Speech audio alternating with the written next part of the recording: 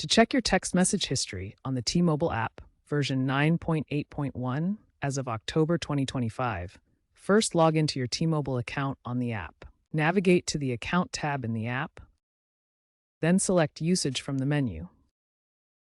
Finally, tap on Text Messages.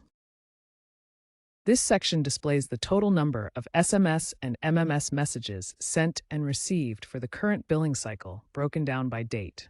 You'll only see the number of messages, not the content, due to privacy reasons. The data syncs in near real time but may have a 24-hour delay for complete accuracy.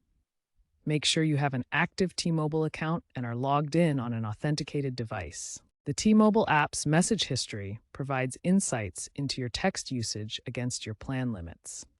These limits vary depending on your plan type, such as prepaid or magenta plans. Some plans offer unlimited texting, while others may have a monthly allowance, such as 1,000 texts.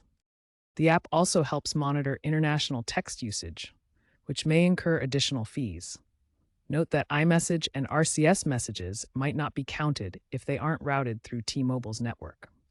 The app alerts you if you're approaching your limit, empowering you to manage your usage and avoid unexpected charges. You can also view historical data for up to 18 months in the billing history section.